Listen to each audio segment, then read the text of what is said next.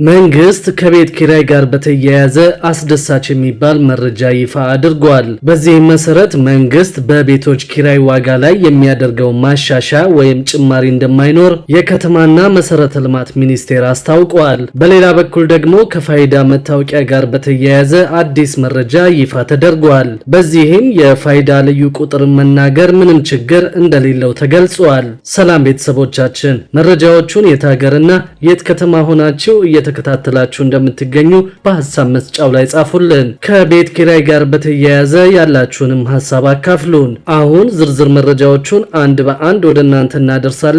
እስከ መጨረሻው አብራችሁን ቆዩ።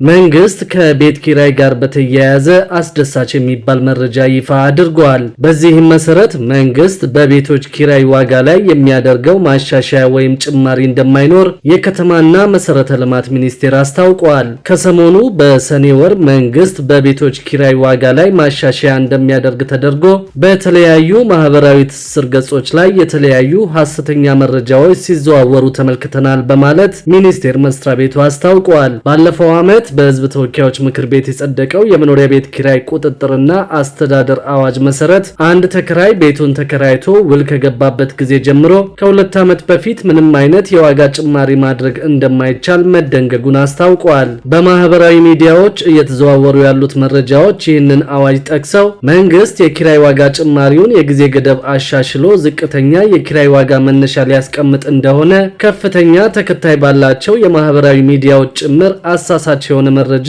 እየተዘዋወረ መሆኑን ገልጿል። ጉዳዩን በተመለከተም በከተማና መሰረተ ልማት ሚኒስቴር የህዝብ ግንኙነትና ኮሚኒኬሽን ስራ አስፈጻሚ የሆኑትን አቶ ኢትዮጵያ በዴቻን ኢቢሲ ጥያቄ አቅርቦላቸው ነበር። አዋጁ ራሱ ከወጣ አጭር ጊዜ እንደሆነ የጠቀሱት አቶ ኢትዮጵያ በመስሪያ ቤታቸው አዋጁን ለማሻሻል የታሰበ ነገር የለም ብለዋል። አዋጁ ከወጣ ገና 1 ዓመት እንደሆነው የጠቀሱት ኃላፊው ከተሞች የአፈጻጸም መመሪያዎችን እስከሚያወጡለት ድረስ የፈጀው ጊዜ ሲታሰብ ስራ ላይ የዋለበት ጊዜ አጭር እንደሆነ ተናግረዋል። በዚህም ምክንያት አሁን ላይ አዋጁ የሚሻሻልበት ምክንያት ስለሌለ ሰዎች የሚናፈሰው መረጃ ሐሰት መሆኑን እንዲገነዘቡ አቶ ኢትዮጵያ አሳስበዋል። መንግስት የቤት ልማት ፍላጎትና አቅርቦትን ማጣጣምንና የህብረተሰቡን የቤት አቅርቦት ጥያቄ መመለስ እንዲቻል በዘርፉ የሚወጡ ህጎች ላይ የጠራ ግንዛቤ እንዲኖር እየሰራ እንደሚገኝ በተለያዩ አጋጣሚዎች ሲገለጽ መቆየቱ ይታወሳል። በሌላ በኩል ደግሞ ከፋይዳ መታወቂያ ጋር በተያያዘ አዲስ መረጃ ይፋ ሆኗል። በዚህም የፋይዳ ልዩ ቁጥርን መናገር ምንም ችግር እንደሌለው ተገልጿል። የፋይዳ ልዩ ቁጥር ለማንኛውም ህጋዊ አካል ማጋራት ምንም አይነት ችግር የለውም ሲል የብሔራዊ መታወቂያ አገልግሎት ጽሕፈት ቤት አስታውቋል። የፋይዳ ልዩ ቁጥር ባለ 12 አሃዝ ሲሆን ልዩ ቁጥርና በህይወት ዘመን አብሮ የሚቆይ የማይቀየር ቁጥር መሆኑ ተነግሯል። የፋይዳ ተለዋጭ ቁጥር የሚባለው ደግሞ ባለ 16 አሃዝ ተለዋጭ ቁጥር ሲሆን በተለያዩ ተቋማት አንድ ግለሰብ ማንነቱን ለማረጋገጥ የሚያገለግለው ተብሏል። ነገር ግን ፋይዳ ቁጥር በባዮሜትሪክ መረጃ የተደገፈ በመሆኑ የአንድን ሰው ቁጥር በማጋራት የሚመጣ ምንም አይነት የማንነት ስርቆት ወይም ሌላ ሰው ተመሳስሎ የሚገለገልበት አግባብ የለም ሲል ጽሕፈት ቤቱ አስታውቋል። በሌላ በኩል ደግሞ በአገዋ ዕድል መታገድና በቅርቡ የአሜሪካ መንግስት በጣለው የ10 በመቶ ታሪፍ ምክንያት ወደ አሜሪካ የሚላከው የኢትዮጵያ አበባ ተጽዕኖ አርፎበታል መባሉን ሰምተናል። በመሆኑም ኢትዮጵያ ለአበባ ምርቷ በአፍሪካ በመካከለኛው ምስራቅና በአውሮፓ ሀገራት አማራጭ ገበያ እያፈላለገች መሆኑ ተሰምቷል።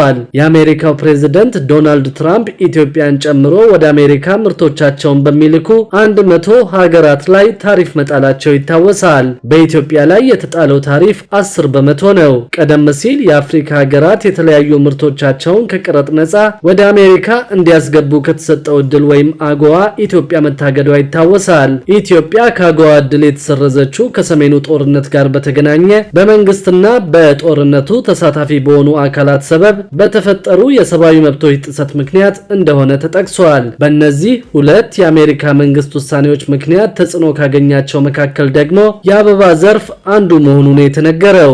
ኢትዮጵያ ከአጎዋ ዕድል ከታገደች በኋላ 6 በመቶ ታክስ እየከፈለች ምርቱን ስትልክ እንደቆየች የሚያስታውሱት የኢትዮጵያ አበባ አትክልትና ፍራፍሬ አምራቾችና ላኪዎች ማህበር ዋና ዳይሬክተር አቶ ቴዎድሮስ ዘውዴ የፕሬዝዳንት ትራምፕን ውሳኔ ተከትሎ ደግሞ የምንከፍለው ታክስ ወደ 16 በመቶ ከፍ ተደርጓል ሲሉ ገልጸዋል። ተጽዕኖውን ለመቋቋም ለኢትዮጵያ የአበባ አትክልትና ፍራፍሬ ምርቶች ተጨማሪ ገበያዎችን እየፈለግን ነው ሲሉም አቶ ቴዎድሮስ ተናግረዋል። ምርቶቹን ወደ አፍሪካ፣ መካከለኛው ምስራቅና አውሮፓ ሀገራት በስፋት ለመላክ ስራ መጀመሩንም ያስታወቁት ኢትዮጵያ ወደ አሜሪካ ከላከችው አበባ እስከ 45 ሚሊዮን ዶላር ስታገኝ መቆየቷ በዚሁ ጊዜ ተነግሯል። ኢኳዶርና ኮሎምቢያ በአሜሪካ ገበያ ኢትዮጵያን በአበባ ምርት የሚፎካከሩ ቀዳሚዎቹ ሀገራት እንደሆኑ ተጠቅሷል።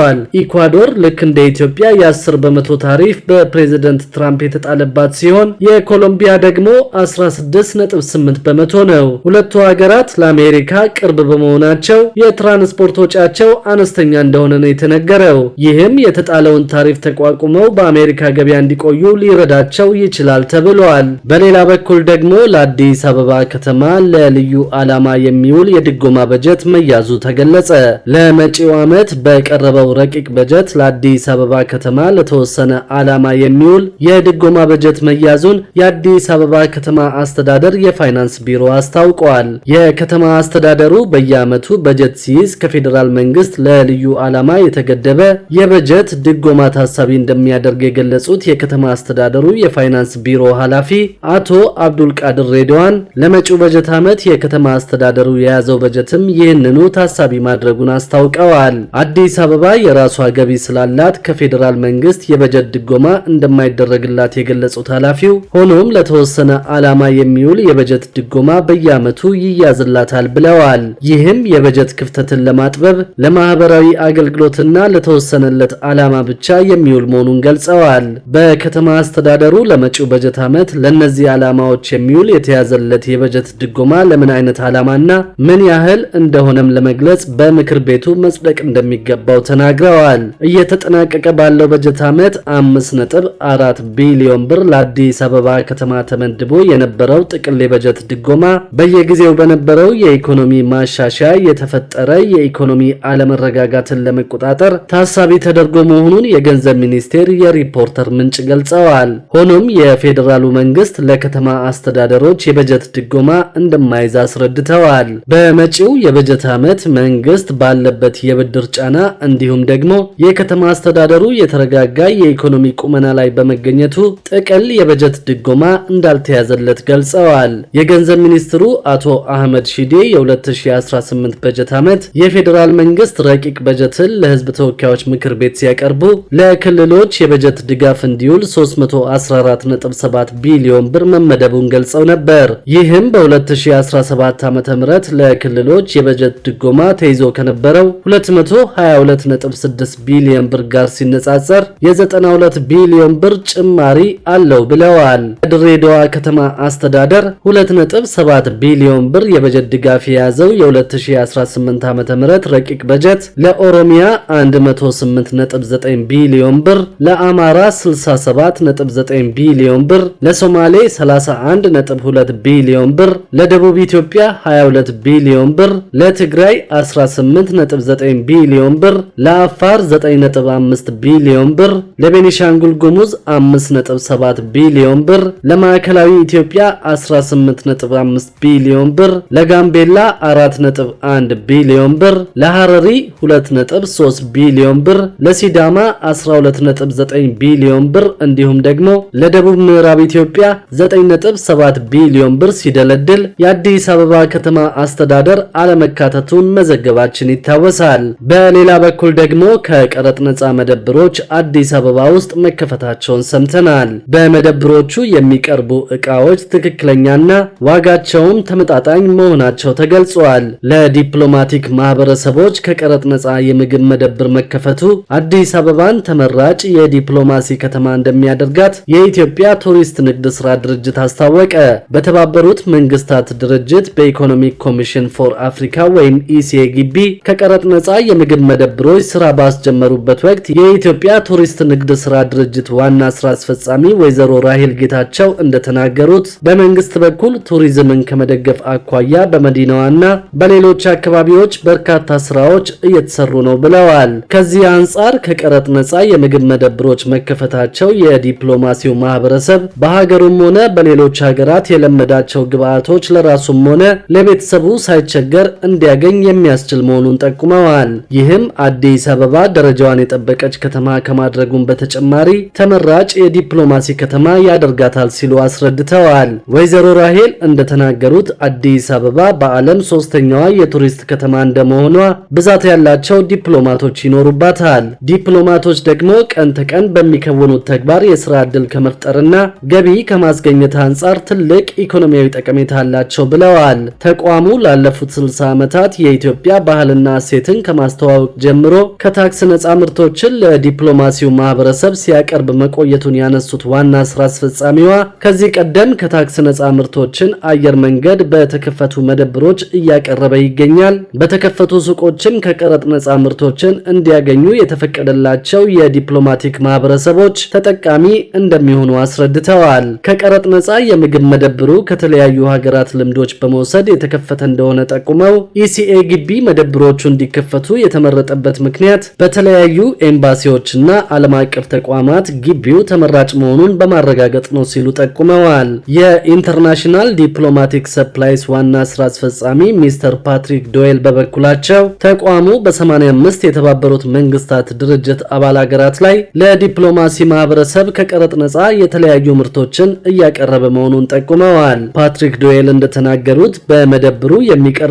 ዕቃዎች ትክክለኛና ዋጋቸውም ተመጣጣኝ ስለሆነ የዲፕሎማሲውን ማህበረሰብ በጥሩ ሁኔታ ለማገልገልና ህይወታቸውን ቀላል ለማድረግ ያስችላል ብለዋል።